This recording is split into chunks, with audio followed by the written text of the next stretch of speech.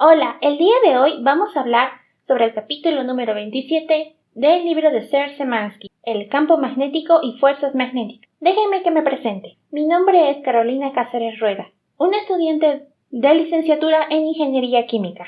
Como parte de una introducción podríamos hablar del magnetismo. Quizás el ejemplo más fácil y conocido de ubicar sería con dos imanes. Si vemos en la siguiente figura, dos imanes que están en barra se atraen solamente al estar con polos opuestos, pero se repelen cuando sus polos son iguales y estos se aproximan entre sí. Cualquiera de los polos de un imán puede atraer a un objeto no magnetizado que contenga hierro. Un ejemplo sería el clavo. Pero el magnetismo no solamente está presente en lo que es los imanes. De una forma mucho más global podemos decir que la Tierra misma es un imán y que al estar inclinada incluso puede generar una inclinación magnética y tiene mucha relación al momento de asociarlo con una brújula, sobre todo porque las líneas de campo magnético presentes en la Tierra se mostrarán en la dirección que la brújula señalaría, dependiendo del sitio en el que estemos. Y ya que hablamos de polos, podemos asociar el término de polos magnéticos muy similares a una carga eléctrica. Polos que parecen análogos a la carga positiva y a la carga negativa, aunque si somos muy rigurosos, realmente esta aproximación no sería correcta. Lo que sí tendríamos que tener en claro es que en los polos, dentro de ellos, existe un movimiento coordinado de algunos electrones atómicos, lo cual se puede traducir que al cortar uno no generaríamos un monopolo. No generaríamos un polo magnético aislado, sino que de la mitad aparecerían las contrapartes, porque está coordinado. En cambio, los cuerpos que no están magnetizados, como el ejemplo anterior, un clavo, sus movimientos no son coordinados. Y de esta idea salen a continuación otro tipo de suposiciones y ecuaciones que por el momento no vamos a profundizar. Podemos decir que el campo magnético ejerce una fuerza F sobre cualquier otra carga corriente en movimiento presente en el campo. Esta va a ser la definición y el enfoque que vamos a tener al momento de analizar las siguientes secciones del capítulo. Dada la presencia de un campo magnético, ¿qué fuerza puede ejercer sobre una carga o una corriente en movimiento? Al igual que el campo eléctrico, el magnético es un campo vectorial.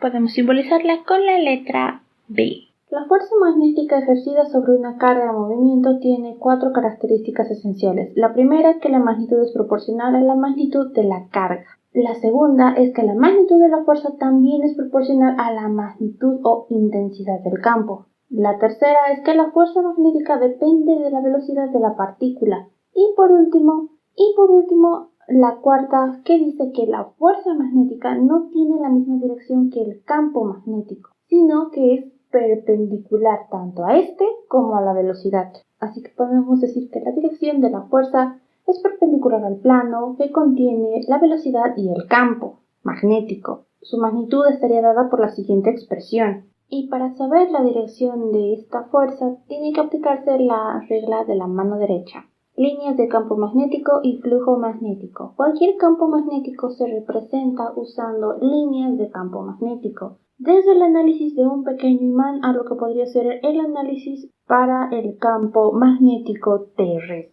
Estas líneas se dibujan de modo que pasen a través de cualquier punto que sea tangente al vector del campo magnético B. Si el campo magnético es pequeño, las líneas estarán más apegadas entre sí y caso contrario, si es más grande en cuanto a magnitud, las líneas estarán más separadas. Como detalle adicional, estas líneas nunca se cruzan y tampoco podemos considerar estas líneas como líneas de fuerza, ya que no apuntan en dirección de la fuerza que se ejerce sobre la carga. Dentro de nuestro diagrama de líneas de campo magnético hay una parte específicamente que está en el espacio entre los polos del imán, donde muestra que el campo es aproximadamente uniforme en cuanto a magnitud y dirección. Es ahí donde centramos nuestro estudio, aunque si solamente nos concentráramos en esa pequeña sección, sería un gran desperdicio de todo el campo magnético,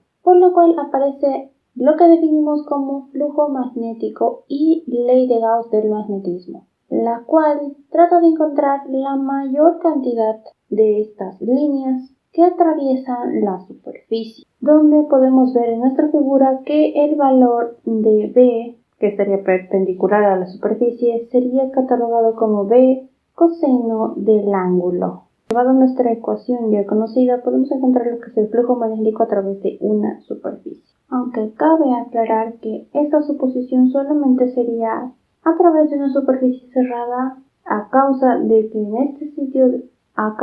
en este tipo de circuitos la carga eléctrica total cerrada es proporcional al flujo eléctrico. Se concluye con lo siguiente: el flujo magnético total a través de una superficie cerrada es siempre igual a cero.